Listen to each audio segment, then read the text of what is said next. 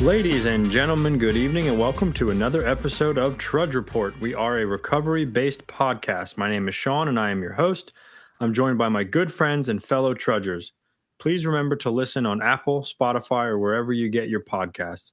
Videos will still be posted each week so you can watch episodes on YouTube and Facebook, but as always, please be sure to download on your listening platforms. Remember to like and subscribe on all social media outlets with the handle @TrudgeReportPod. We are brought to you by Stella Mix Podcast Management and our wonderful producer and editor, Miss Janine Stella. Gentlemen, good evening. Happy recording Sunday. The Trudge Trio, South Florida, joined by the Great Midwest. Mr. Greg Phillips, how are you this evening? I'm doing very well, Sean. Thank you for asking.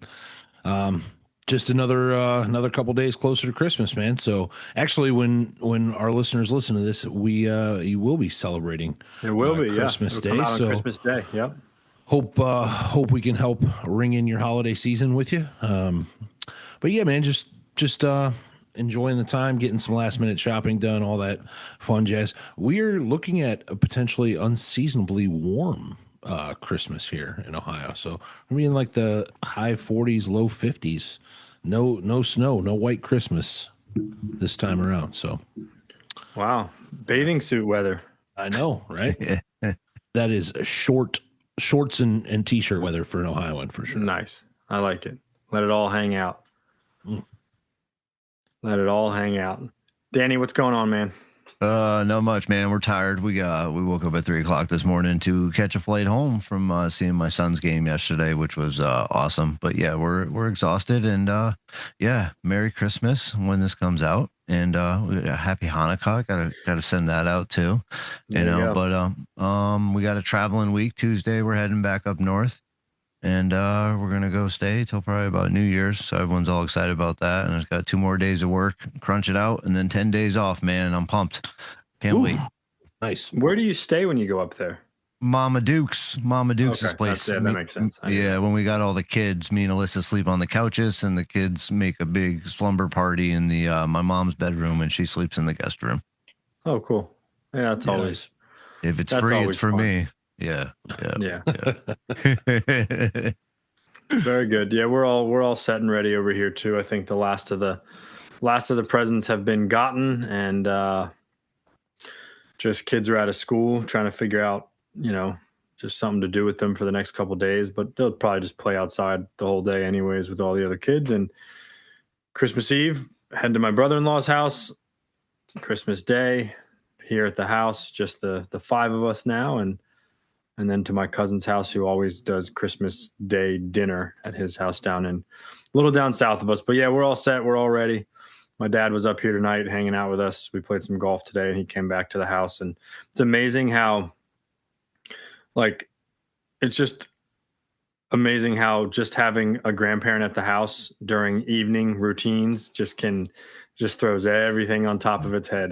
Getting out of the normal routine, trying to get the girls settled and getting, all that. And then I knew I got the podcast tonight. Catherine had she's at her work Christmas party. So typically me and the 3 kids I do it once, twice a week when she's out. But tonight with my dad here, who's a lovely man, and they have a lovely time with him. It's just throws everything off. You get it all. Yeah, that's what you tell them, hey, Grandpa, now you go put them to bed. Yeah. I got a podcast to do, brother. That would never happen. They'd still be up and out and loud, and the house would be a disaster and all that stuff. But yeah, all good here, man. Just some wild football. I know we don't really talk about sports anymore, but wild football from Thursday on, dude. Tonight's game, dude. All last night's game. Yeah, last night's game. Yep. Thursday night, that Seattle Rams. I saw those highlights were crazy, man. That's man. Being at that game, those fans must have been freaking awesome. Which one? The Thursday night game? No, Chicago. Oh, last Chicago, night, yeah. I was gonna say that Thursday night game, I think might have been game of the year. It was crazy. Epic. Absolutely epic. And then how about DK Metcalf taking a swing at a fan today? Did you see that? Yeah. And not getting ejected. And then tonight's game, wild end of the wild stuff. But all good though, man. What else? Anything else we want to go around the horn? Corey is not with us, as everyone who has been listening to this episode, you'll now here because you definitely would have heard him if he was here. He is traveling as well. I think he's already in New Jersey technically, but he's doing family stuff, so he's opted to sit this one out. Well, all I got to say about that is I don't know if you guys heard about this in the news either, but earlier this week, the old Pornhub had a major data breach. About 200 million people's emails got leaked and whatnot. So, and you can see one of us is missing. So, they leaked their emails, their pH stats, as well as their search histories. So, I'm not going to implicate one of our fellow trudgers in any of that mess. However, it'd be nice if he would come on and explain himself a little bit. Give us a declaration of life for sure. Please. Very good. What else? Sean, when the girls don't have school, do you keep them on the same schedule for bedtime? No, they go to bed later. Yeah. Like they're up right now in their rooms watching their iPads, but everything's cleaned up and they'll by the time this is done, we're done recording. Yeah. Both of them will most likely be asleep, but they can stay up late because they can sleep in and stuff like that. They're honestly pretty good though. Like I don't know. They're pretty good. They're on a good routine. They go to sleep. They don't really fight it. They don't really fight it. Me and Alyssa could straight up fall asleep and Maya would be fine. She'd fall asleep at like 10:30, 11 o'clock and be fine. You know what I mean? She's honestly really good. Yeah. I think Peyton, left to his own devices, might stay up all night long. Yeah, boys are there. Yeah, absolutely, man. Yeah, boys. But when they get older, man, like my son, so now that he's older, before he would do that, but now that he's older, he passes out, man. Yep. Yeah, he's out. Yeah, something does something to you as you get a little older. But when you're young, man, they just would stay up all night. But no, the girls are fine. They're up. They're hanging out in their room. But I guarantee if one, if not both of them, will be sleeping by the time this is done. Yeah, nice. So, what else we got? Anything else pressing? Anything going on around the horn stuff? UConn got another win. Let's chalk that up. Thank you. Yep. UConn got another win. Duke finally got beat. Dude, that game was good. Did you watch? Did you see it? Yeah, I did. That comeback was ridiculous. That was wild. So, Greg, college football playoffs in full swing? Oh man, yeah, let's. I won't be a whiner, I promise. We'll see. Yeah, we'll see. It's the only thing I got going for me right now. It's the only thing. Ohio State. That's it. Yeah. Cavs suck. Browns suck. Dude, I thought the Browns had it today, man. I mean, they were there, bro. Yeah. I mean, Josh Allen was in just game manager mode the whole day. So I don't know what was going on with that, but we couldn't stop the run. And team's too young. Hey, prayers up though to Quinshawn Judkins, because that was a nasty hit he took getting carted off the field. So they're saying, I mean, it looks like a broken leg or something like that. But that's a rough one. The Cleveland curse on running backs. Yeah, dude. I'm telling you. Yeah, dude. Remember that? The Chubb? Yeah, that's what I mean. That's wild. Yep. Yeah. So, all right, guys. Well, let's our listeners aren't here for our amateur sports analysis, although we like to think so. We like to think they are sometimes. That's for sure. Let me give my little tidbit, man. So, go ahead. So as I told you guys earlier today, so when I was going to drop the rental car off, and there was a dime bag. Yeah. So I'm literally, I had it for the day and a half or whatever. I don't even know. It's such a blur. I think I flew in. Friday late night. I picked it up. I went to my son's game. We went out to breakfast. Chilled at my mom's. Sunday morning, went to go bring the truck back. I'm filling the truck up before I drop it off at the rental car place. And then I look around make sure I got everything out of the vehicle. And I look on the passenger side floor, and there's a pink dime bag with white powder in it sitting in the middle of the floor. And I was driving around. You didn't notice it like the whole time or what? Didn't notice it. No, because I literally just got in like 1 a.m. You know what I mean? And it just drove. And then my son got in the back seat. He doesn't sit in front, and like I never went over to the passenger side and looked on the floor at all. And I was like thinking, dude, I was driving around the whole time, and it's like, if I got pulled over, I swear it's not mine. You know what I mean? That don't work. I'd be so hemmed up. And then being who we are, my instant thought was like, what kind of ridiculous drug addict leaves drugs? I mean, Right. like who, Right. what do you know what I mean? I would have kept that car for 3 extra days till I found that thing that I lost. Yeah.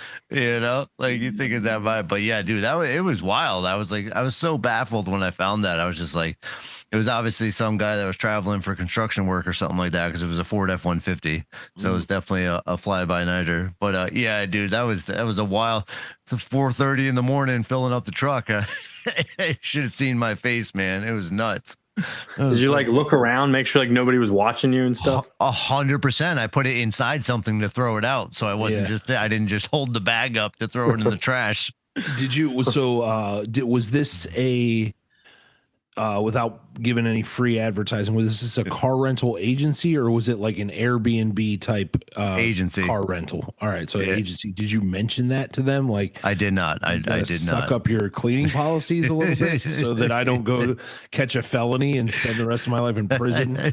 Dude, oh my god, no, yeah, I didn't even say that. I didn't say anything to the guy because they just scan the car and keep it moving.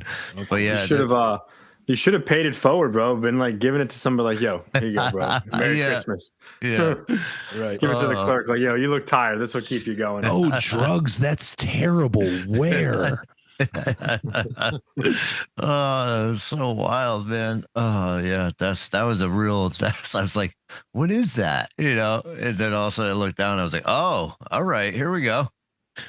That's wild. Damn. Well, thank God you didn't get pulled over. That's for sure. Oh, Right. dude. Yeah. I mean, like, there's not even anything, like there's not even a back out, like, there's no chance I'm going to be believed no matter what happens. You got to show them your recovered badge. Yeah. I got to call Corey and be like, yo, I need send my transcripts. Right. Yeah. Get my graduation discharge papers from rehab. Yeah. That's crazy. Well, glad it all worked out. Yeah. So we're pivoting just a little bit tonight, not a whole lot. We've kind of had a similar theme going for the last few weeks, getting deeper and deeper into the God discussion, the higher power discussion, just, all that, what life looks like with and without one, the difference between belief and faith. We're kind of getting into more of the, now that we've established this relationship with our higher power, however limited it might be, however, new it might be, and not that we are walking around as, spiritual gurus with all the answers to life in our early recovery. But we have, in what we've been sharing, the idea is that now we've entered this phase where we are, we have a relationship, again, however limited it might be, and we are building towards more. And we are now getting into the part of these spiritual exercises where it's more of the self-examination kind of thing, the inventory, the reflection, and stuff like that. So the first thing I have, and Greg, we'll start with you. What must I be convinced of, or what type of relationship must I have with my higher power in order to see the need for self-examination or inventory? So in other words, like, I don't really know too many people that, sober or not sober, are kind of like, you know what? I should examine my life and see where I've been at fault and where I've been resentful and where I've been fearful and like what's my part in it and where have I been, self-centered, etc. Typically for us, we get to this point driven to the brink of destruction.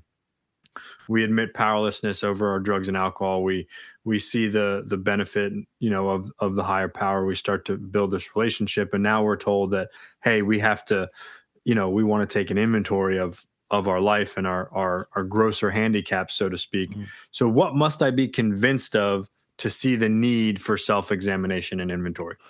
Well, I think before all that, getting a mentor, like, I've never seen anybody, now this is just me, I don't know if anybody has or not, but I've never seen someone come through this process completely on their own and come out the other end of it and stay fully recovered for an X amount of period of time. So that's why, like, it was impressed on me early on, get a mentor, get around a group of people. We've kind of already talked about this, many times, but certainly in a segue up to this, get a mentor, start going through it. But I can't convince myself, right? In our literature, it says, rarely have we seen a person fail who has thoroughly followed our path, right? So following that path is getting with a mentor and having that person be a qualified person to take me through the literature and point out this stuff to me. The most important thing that is that I'm convinced that I am an alcoholic or a drug addict that is beyond human aid. And if I look back through my past, if I look back at not only all of the people that have tried to help me along the way, all the different things that I tried to fit and make and mold my life into, it all led back to the same place, right? Whether it was doctors, lawyers, therapists, judges, police officers, my own family, loved ones, friends, you name it. So I have to be convinced that my life is a wreck, and especially run on, the guide of humans, whether it be myself or human aid. The second to me is that my life run on my own self-will is constantly in peril of some way, shape, or form, and Not successful. And there were things we've talked about it before. Dan has mentioned it too. And one of the things that kept me sick for a good long while was that, like, I always had a job. No matter what, I was going to hold down a job. Even if, I got let go of one, or I quit one, or I stopped showing up to one because I couldn't pick my head up off the pillow, or whatever the case may be. I always had something else lined up, and I always worked, and I was always able to get through. Was my quality of work always there? Probably not, at different times along the way, but I always had a job. So in some aspects of my life, I can do this, and I can kind of maintain and even excel in certain areas. But overall, as a whole, my own self-will gets me to the bottom of a bottle, the bottom of a bag, no money in the bank account. Bank account's not existent. They won't give me a checking or a savings account anywhere. So I got to do payday loan, cash checking places, Ooh. that kind of stuff. That's no good. Oh yeah. Yeah. So those are the big things, right? My life run on my own will always gets me to a pretty nasty little bottom. And when I am trying to reach out to my fellow humans, sure, they can hit me with some good wisdom and point me in a good direction, but I can't rely on them solely to get better. And it has to come from something greater than myself and greater than human power. So Yeah. Danny, what about you? What brought you to the point where you said, you know what, self-examination, inventory, I need to do this, I must do this? Or was it like, hey, my mentor was on my butt about it and I didn't really want to, but I did it anyways, kind of thing? Dude, for me, like, even just getting sober in general in the very beginning, it was, bringing me to the point of just basically left to my own devices. My life is unmanageable, and like that was the main thing with, like, to do, like, to look at myself and to realize that I'm the problem. And I would have never gotten there if I haven't, as we said, thoroughly followed the path. You know what I mean? Getting a mentor and getting someone that has done this and that can take me through the things that I need to do to recover, and it's not recover from just alcohol and drugs, recover from that hopeless state of mind and body. Whereas, like, every day was the Groundhog Day where I hated myself. I need to do this. I'll be good today. I'll do this. That self-will, man. And for me, it was always just, there was not one thing, it was just me having to be fully committed to the fact that I need help. And that help came in through the recovery meetings and getting a mentor. And, whether I agreed with some of the crazy stuff that he said sometimes, or not, I knew that I didn't know. Like, that was the biggest thing for me, is like, I didn't know if I was going to read this book and do these things and what was going to happen. But I was convinced to the fact that I didn't know. And that I was willing and able to listen to someone else to realize that I need to look at myself and, like, all those things that we we examine in our life today on constant things that totally transformed everything. Where am I at fault in conversations and in things at work and things with my kids, and like where this all this stuff leads up to the same point of rarely have we seen someone fail that thoroughly followed our path, because it affects every part of our life. But for me, it was just being convinced, nonstop convinced, you know what I mean? Not just like, one day here and one day there, like every day. I'm convinced that left to my own devices, I know what will happen.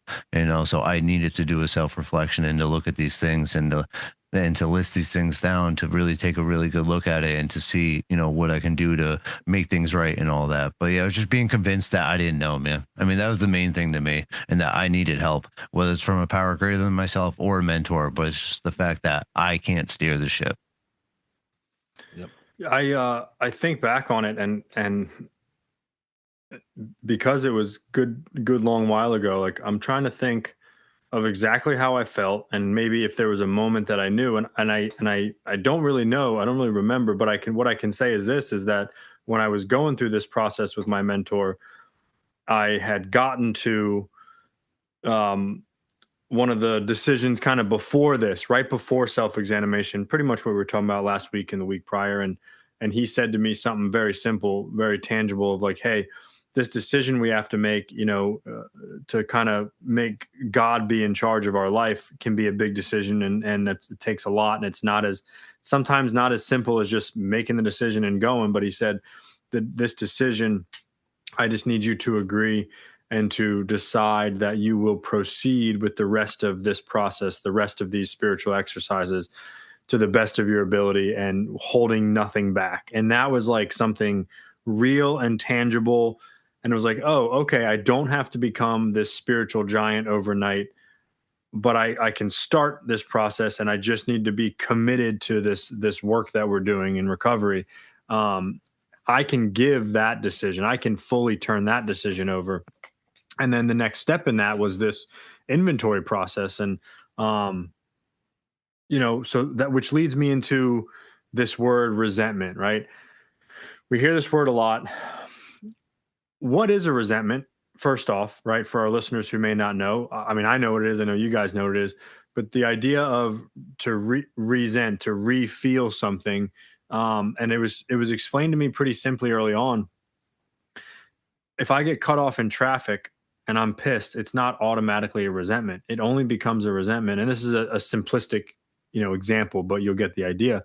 It only becomes a resentment when I take it home with me, strap it in the seat next to me, put a seatbelt on it, go home, and I just replay over and over and over again. Like I relive this moment. And before you know it, it went from this person cut me off to this person picked me out of the entire traffic circle. Mm-hmm. And because they didn't like the color of my car, and they purposely did it to me, which poses a whole nother set of that's the self-centeredness that comes into play. Like it's all about me. So what is resentment, Greg? Why do I have these resentments?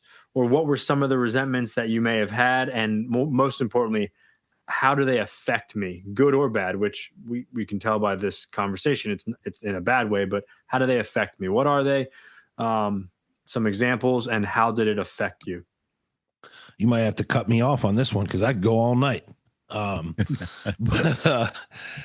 People hated the Sunfire. Oh God. But yeah, it's just like you said, it is a wrong or a perceived wrong that I cannot let go, right? And that I won't let go of. I keep it around with me. I keep it in my back pocket. Sometimes it feels good to do that, or it felt good to keep that. In certain situations, it allows me to feel justified in my anger. It allows me to kind of shift any of my own personal blame that I might have in a certain situation off onto somebody else, because they're the ones that wronged me. And of course that guy picked me out of all the other cars on the road, mm-hmm. to cut me off, or whatever the case may be. And God, look at what always happens to me, and me. It is the thing that will keep me an everlasting victim mentality. And that's what it did for a great many years. And I resented a lot of people, you know, even the people that I loved dearly, people that I held close, people that were my good friends that I used to say, oh, you know, I'd do anything for that person. But it was always anything. Oh, it was always only up to the point of what could it get me? What could it benefit me? And what kind of transactional relationship could I develop with this person under the guise of them thinking that I'm their good friend, or at least me putting on that fake face to show that. And in reality, you know, they do a little bit better than me. They got a little bit more pocket or money in their pocket. They got a nicer car. You know, they got a girlfriend. I don't. Yada yada yada. The list goes on and on. The resentment builds, right? So it's not just the quote unquote justified resentments, because I had some of those as well. I've kind of hinted or talked about it.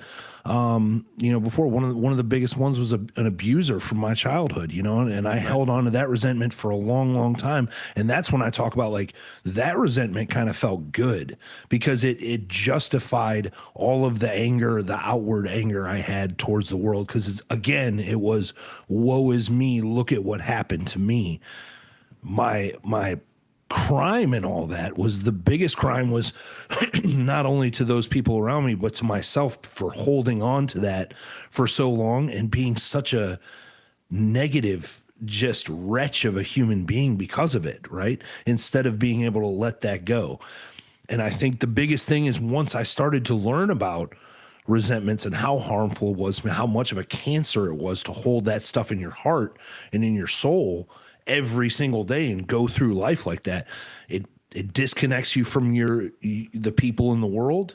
It disconnects you from God or faith or a higher power, spirituality, you name it. It disconnects, and it allows you to stay inside of this shell that you've made for yourself.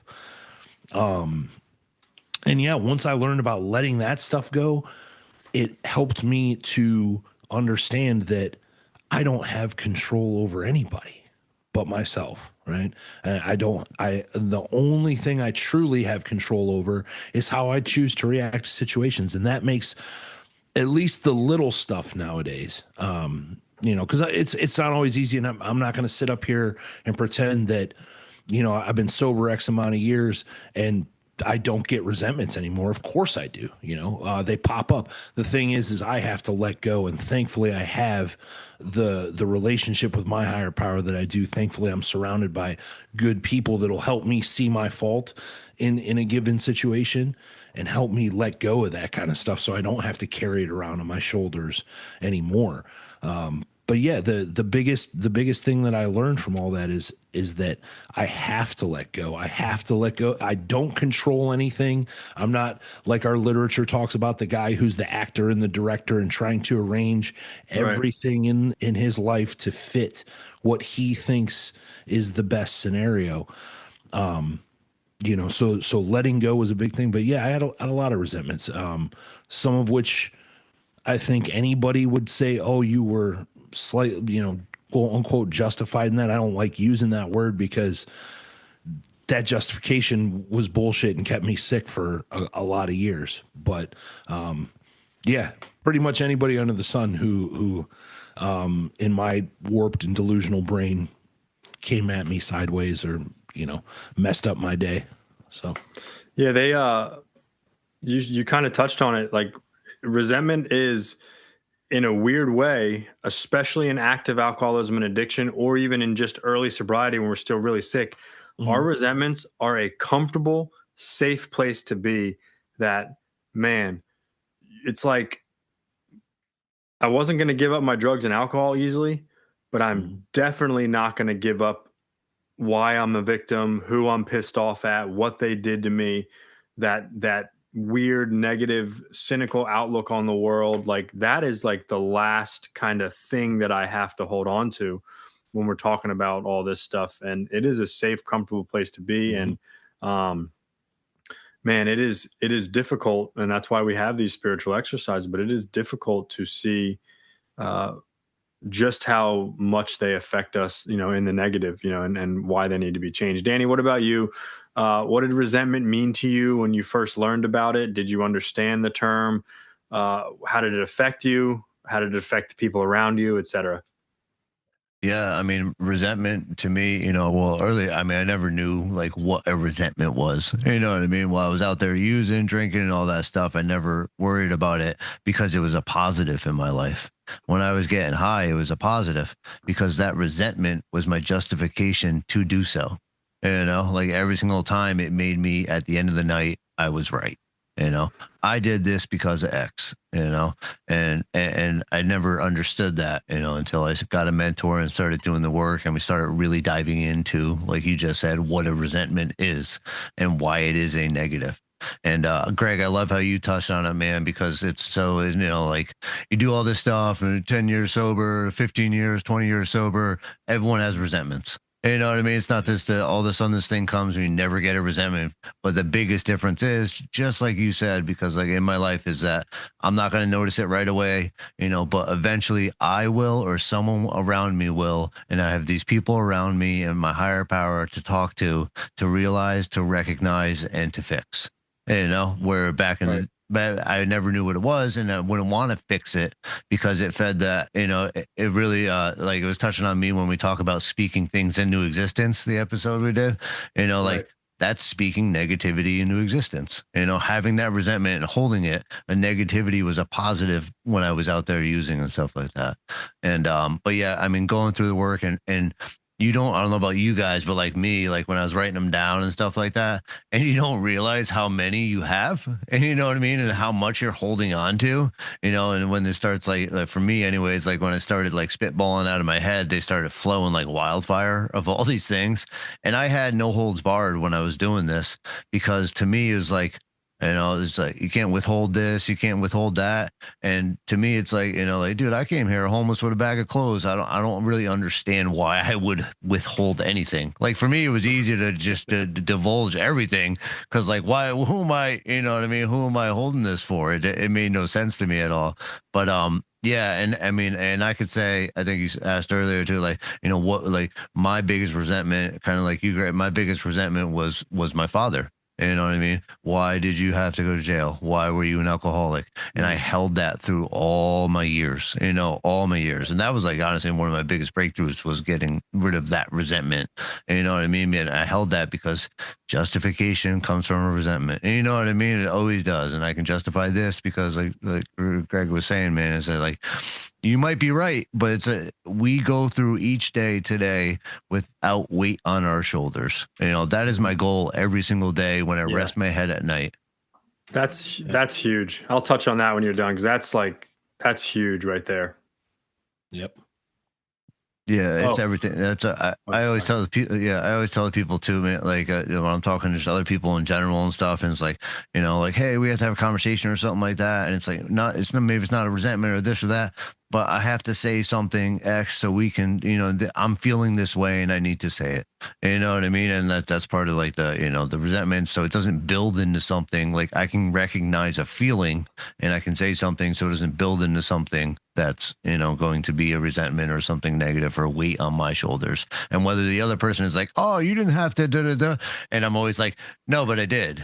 Because otherwise it's a problem for someone like me. Mm-hmm. Yeah. What you said about like laying your head down on the pillow at night, like that was one of those real tangible things for me getting sober, because I would like, I'd be so worried about whether it was, a court date that I had coming up, or Mm-hmm. owing someone unsavory money and trying to figure out how not to run into them. Simply just trying to figure out, okay, tomorrow's coming. I got nothing to get me by. I got no money. How am I going to figure that part out? The classic, got 18 voicemails that pile up, and like I don't even listen to them. I just delete because That's classic right there. dude, I'm so Classic, yeah. embarrassed and I just don't want to hear it and all that stuff. But laying my head down and going to bed with a clear conscience nowadays, even if I have stuff pressing in my life, That is a huge thing. And that is a form of freedom that I didn't know existed before getting sober, apart from maybe a very early age. And we learn that the only way that we can be that and do that in our sobriety is by having this self-examination and this inventory and getting those things out into the open, out of fantasy land. And for those who will never watch this episode, I'm pointing up to my head because, man, I can build stuff up, and that is fantasy land out there. And I got to get it down out of my head on paper or to another person, someone who understands. And that's kind of where that freedom can start to come from, It's so great that both of you mentioned that, because my fiance will ask me all of the time, I don't understand how you just fall asleep so quickly. And just it's like as soon as you lay your head on we could be watching something on TV, we'll be in the middle of a conversation and I will just be out, man. And it's because it is, I just have a clear it might be a little bit of sleep apnea, boys. I don't know, but yeah. I think more so it's a clear conscience, and I don't have all that. Sure, we have weight. Dan, you run your own business. Sean, you got 3 kids. You know what I'm saying? We have weight that we carry around, but we have so much more in our lives today. We have we have one main channel, right? To get rid of that, and that's a higher power, that's God and spirituality, but we have so much more to it than just that, to be able to get rid of that excess baggage, right? Leave it at the door, not bring it into our home lives, or even if it's something directly to do with our home life, we're able to kind of give it up and let go of the control a little bit at the end of the day, and just, all right, we're going to get through this no matter what. We're going to come out on the other side. We faced a lot more adversity than this, and we've come out of the other side of it. So dude, it's so I literally do the same thing. Alyssa's like, she's like, I'm so jealous that you could just pass out like instantly. It's I'm like out so like a light, baby. Yeah, like a light. Yeah, no matter where too, man. I could be on concrete. They don't make a difference. I'll be out, man.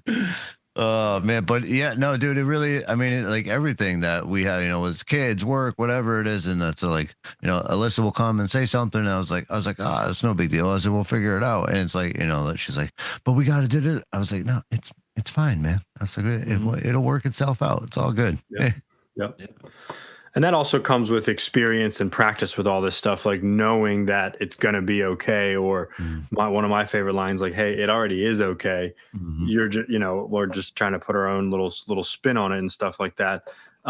So we've all kind of hit on it, but like this idea of self-centeredness, and Greg, you did a great job in the beginning of pointing out, like, I have to be convinced that my life run on self-will cannot be successful, right? I have to quit playing God in other areas. And I never would have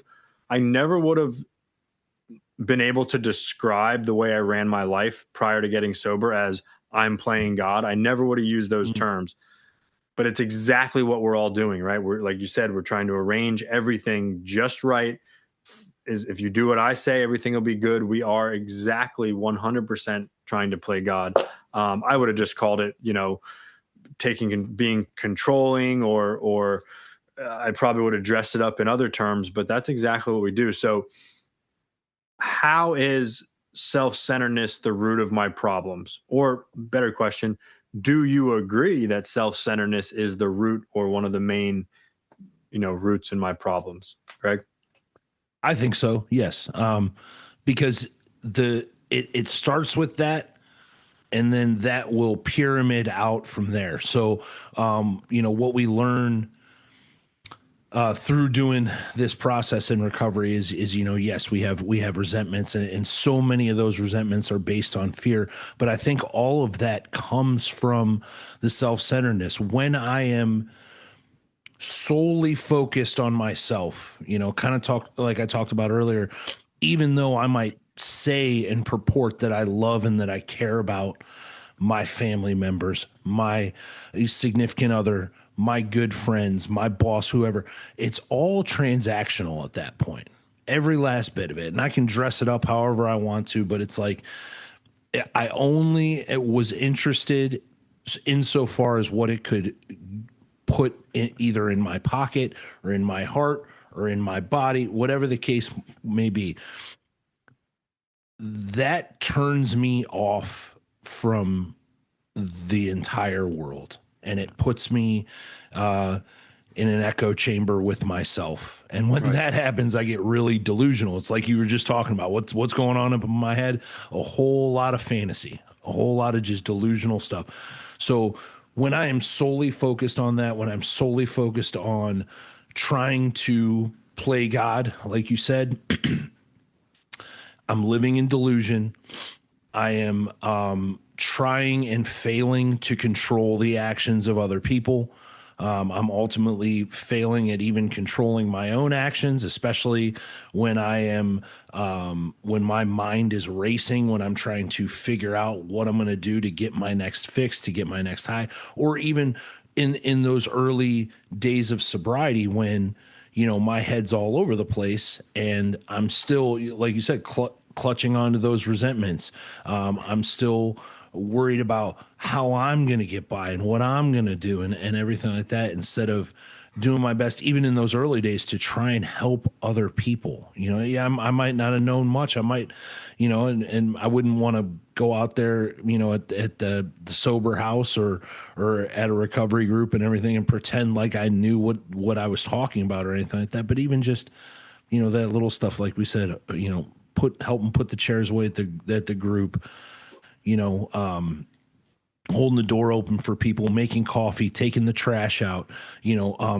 If I've got 30, 60, 90 days sober, at that point, maybe going and talking to the guy who's got one or two and came into the meeting and looked like he's about to crawl out of his skin, and just, try and talk to that guy, anything I can do, these days to get outside of myself and not focus on all the woe is me and all the problems that I might have, and put that towards my fellow brothers and sisters out here in the world, the better off I am all the time, every single time without fail. Even during those times where I've screwed my own self over, right? Maybe I didn't really have the $20 to loan somebody, but I did it anyways, or whatever the case may be. I still come out of the other side of that, better. I'm a better person. So yes, that self-centeredness absolutely is the root of all of my problems, because I believe that my problems stem from that. Danny, what about you? Yeah, how would you talk the relationship with self-centeredness? It's kind of one of those words we throw around in recovery a lot, and I think it sometimes gets lost in translation a little bit. People talk out of their ass on it a lot of times in our recovery groups, but like, God, it's if I don't see it, if I don't see that that's the root of my troubles, it causes way more problems for me later down the road. So what's your relationship with self-centeredness? Yeah, to me, I just consider it spiritually sick. That's, to me, every bit of it is, because now, and like I just tell a little cool story about like resentments and weight real quick. I've been burned for probably like a little over $3,000 on jobs and stuff like that in my community, with people that I see and stuff like that. And when I see them, I make a point to say hi, and not in a condescending, like, to that, like, that's, maybe they had something going on, whatever. There's no, bet. I do that for me to let go of that resentment, that there's not going to be a thing. It's just money. It's fine. It's not a big deal. And that's like, I know me back in the day, if that situation happened, the self-centered, self-seeking person would have freaking torched their house. 100%. You know what I mean? Without even a blink, because I deserve this. You deserve this because you did this to me, because you know who I am, and that's like always how I thought. 100%. I just, I was laughing too, because I put my name as my gangster name. I don't know if you guys see it up on the screen there. I see it. Dogs. Yeah. So I didn't even, I don't know. I'm so tired, but that's freaking I was thinking hysterical. like Yukon Huskies. Husky is a dog. Danny Dogs, man. No one Danny even knew Dogs. dogs. Yeah. Yeah. No one knew my last name. What a That was my last scumbag name. that guy was. Yeah, dude. Yeah. Unreal. So funny. But yeah, I mean, self-centeredness, that's everything, man. It all balls together. I mean, to me, everything in this all balls together. Self-centeredness, gives me those resentments and those things that I do what I want to do, no matter who it affects. And that to me is the root of the problem, because that was literally everything I was doing in my life. And I was wondering why everything's burning down, is the drugs or the alcohol and stuff. And then all of a sudden going through and doing the stuff with a mentor and reading and writing stuff down. And I'm looking at these things and I'm like, oh, shoot, man, I'm the problem. Yeah, like it is a revelation though once you see it. It is, man. It is, because in the beginning, like I'm just going through this work, I'm doing this stuff, and I'm going to these meetings, and I'm doing these actions and doing this stuff and da da da, and like I don't know for like you guys, but like for me, it's just like that was really like an aha moment of like writing that stuff down and whatnot, dude. Where I was like, oh wow, man. That's a lot of stuff. Right. But yeah, I mean, self-centeredness, it really just it derives from everything. And I do the same thing as Greg was saying before with resentment, self-centeredness, and all that stuff. If I have a problem with a customer or a person, I call and I talk to at least 3 people and I get their opinions and I voice how I feel that now, and to make sure that I'm on an even plane of things to answer that correctly, and I'm not being selfish or self-centered in any way, and then I'm not going to say something, someone always told me is that, what I mean? It doesn't need to be said, doesn't need to be said now, doesn't need to be said by me, and like things like that I have these checks and balances in place to keep that self-centeredness, because left to my own devices, I'm going to do the same thing. And that's what like this whole thing is all about, to me anyways. And then a quick PSA on that too, real quick. Whether you're in recovery or not at all and have never had a problem with any kind of substances or anything like that, I think personally, it's a great idea to have a couple close, trusted advisors, friends, mentor, whatever it is. It could be your pastor down at the church. It could be your best friend, whatever. The thing that has been one of the most beneficial things in my life is having trusted people that will be honest with me, because sometimes I need that. Sometimes the rat race happens. Sometimes I'm so caught up in a quick resentment or a little bit of selfish behavior that I don't see the forest for the trees. And I need someone to point some stuff out to me to help me to see that. So I think that is good for everybody, not just those of us that are in recovery.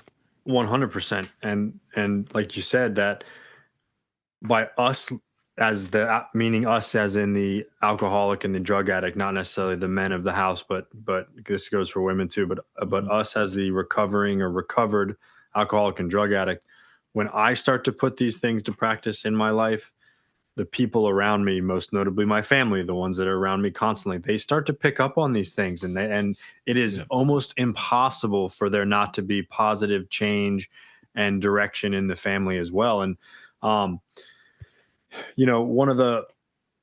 Dan, you touched on it, but like, I will say, we get a lot of platitudes in our recovery about like, oh, this is the greatest blessing that we have, and this is the best part about it, and this is the best.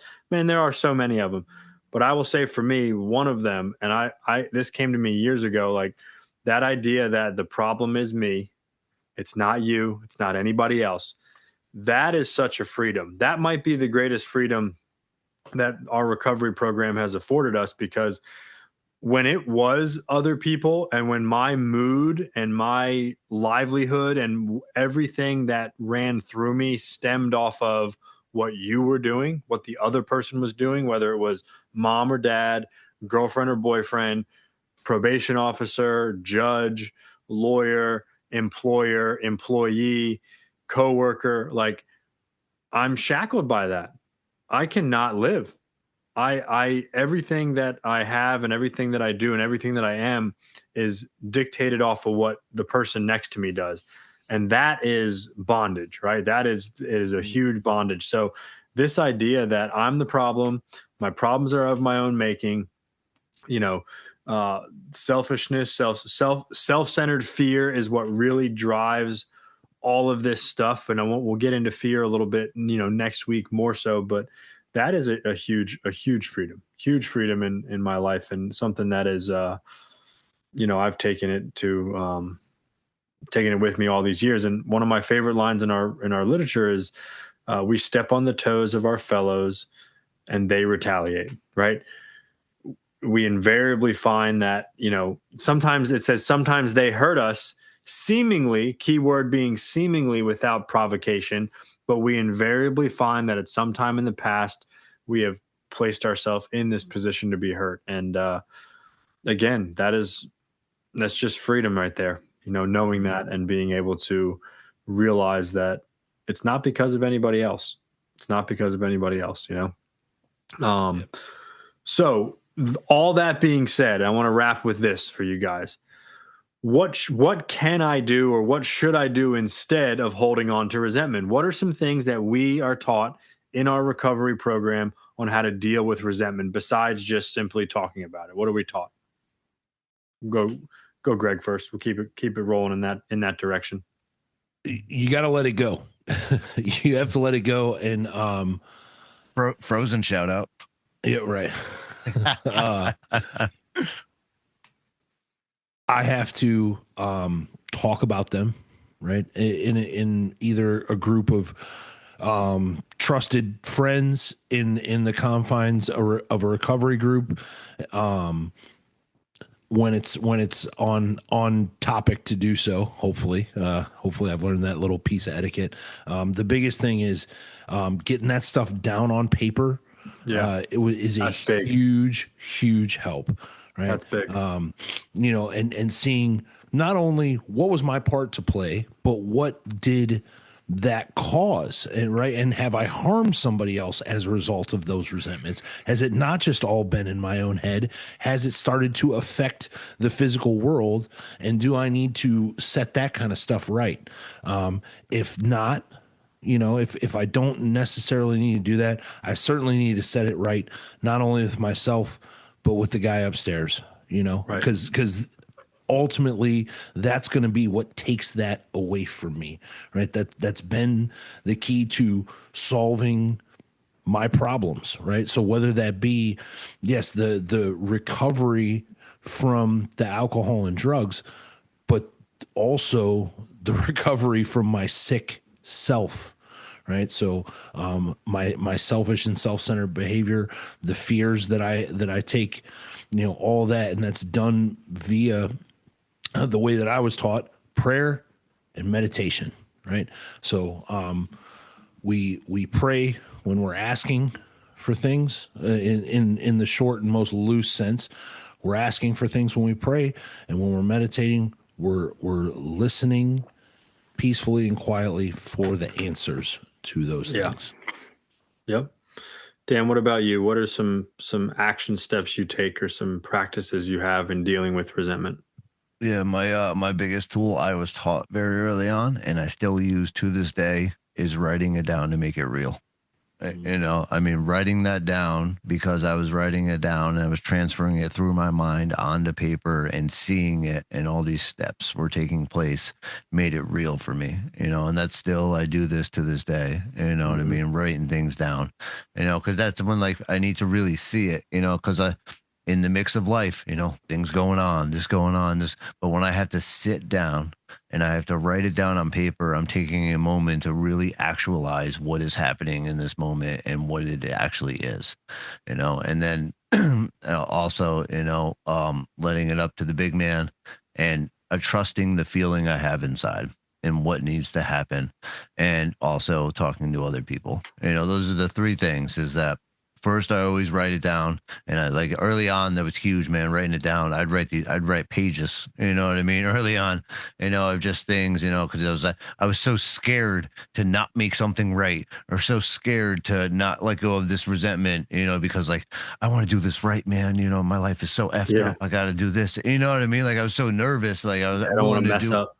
Yeah, yeah, like that was like I wanted to make sure, and that, like, obviously it's not as often now, but yeah, and I trust God in my life.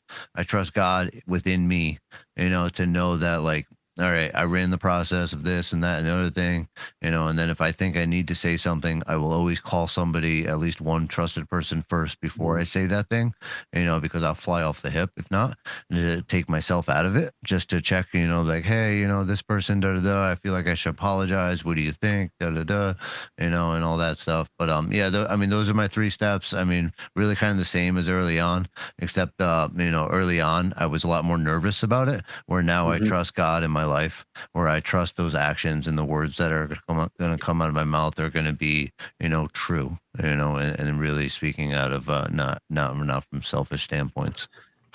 I You guys ever, so real quick, you guys go ahead. ever Yeah, yeah. like have it where you write some stuff down and almost instantly you're like, that's the dumbest thing in the world to be Yeah. I've had that. resentful about or upset I or look whatever. at it and I'm like almost embarrassed that I have Like, it on paper. man, like crumple that bad boy up there. We Yeah. let Yeah. it go. Like that's Yeah, crazy. like, am I sober? Yep, been there, man. The cool thing about the writing down part, because again, we all got sober in the same type of recovery group, so we know exactly what you're talking about. And it is one of our most basic and most effective tools is getting it out of fantasy land in our heads and putting it down in paper, putting it before us in black and white.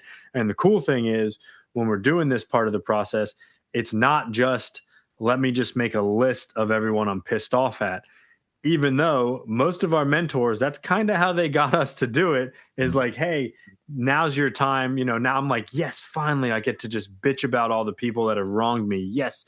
And we're going to get more into this in the next few weeks, but I want to touch on it real quick. Is it's, you know, to some form or another, it's who am I resentful at? Why am I resentful? Right. There's these almost like lists, like columns, like who am I resentful at? Why am I resentful? What does it affect, right? Did that resentment, or whatever it is, right? Did it affect my relationships, my pocketbook, my ambitions, whatever?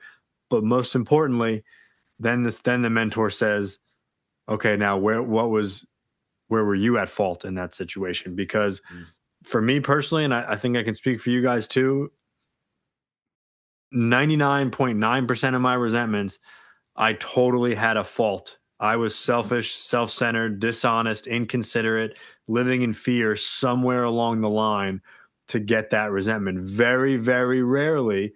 And I know, Greg, you kind of touched on it a little bit. Maybe from you talked about your abuser. Those are kind of the standalone situations, especially when we're young. But for the most part, I very rarely have a resentment where I did nothing wrong at all. And I think that's a big piece of seeing the freedom in it and the resentment. And then you guys talked about the prayer meditation, and I'll take it one step further is like we pray for the people we're resentful at, right? We pray, I pray that they get everything good in their life that I would want for my life. You know what I mean? And that's not something that I did before I got sober. I had foxhole prayers and I prayed for me. And I might pray for you after I prayed for me, right? You first, after me kind of thing. But now, when I'm pissed off and I have someone on my resentment list, I am putting them by name on a prayer list and praying that they get everything good in their life that I want for my life, because it is a spiritual axiom that I cannot pray for good things in my life and then turn around and hope you get bad stuff, right? That doesn't work in the spiritual realm, right? God doesn't work that way. So good stuff. Any Yeah, closing thoughts from you guys? yeah, Anything I you would want to just say say? that when writing it down, that was a big thing that I was told too. Is that, still is like I would always have to write down the resentment and what my part Mhm. was in it. Because Yes. if I write a Yep. whole list of resentments, it's all Yep. negative. You know what I mean? And there's no Absolutely. self reflection at all. Yep. And we'll get into that some more. So I want to close up with the prayer that I was just kind of talking about, because it is a prayer, right? There is a prayer. I'm sure there's many different versions of it and other versions of it, but we know it as the sick man prayer or the anger prayer. And it says, um, this was our course. We realized that the people who wronged us were perhaps spiritually sick. Though we did not like their symptoms and the way they disturbed us, they, like ourselves, were sick too. And this is really where the prayer starts. We ask God to help us show them the same tolerance, pity, and patience that we would cheerfully grant a sick friend. When a person offended us, we said to ourselves, this is a sick man or woman. How can I be helpful to them? God save me from being angry. Thy will be done. That's been a very effective prayer for me over the years, very, very effective prayer. So, guys, that's a show, I think. Yeah, this is a good one, man. This is a good Merry Christmas to our listener. Yeah, listen, Merry Christmas to all our listeners. Safe and happy holidays. If you don't celebrate Christmas, be safe out there. You guys, all of our listeners, everybody. Everybody put down Corey on your resentment list tonight. That's right. That's right. And let him know about it. Safe travels to Janine, our producer. I know she's traveling for the holidays and stuff. So yes. Always a pleasure to be here with you, boys. Always a pleasure. Always. All right. Shout out to our listeners. Please like, follow, and share on all socials at Trudge Report Pod. Email us, trudgereportpod@yahoo.com. Send in your mailbag requests for topics, questions, and comments to any of these handles. Remember, we are all here if anyone wants to talk about recovery and our experiences, or if you are struggling with some form of addiction. Thank you again to Janine and Stella Mix Podcast Management. Good night. God bless, and may you trudge the road of happy destiny. We will see you next week. Merry Christmas.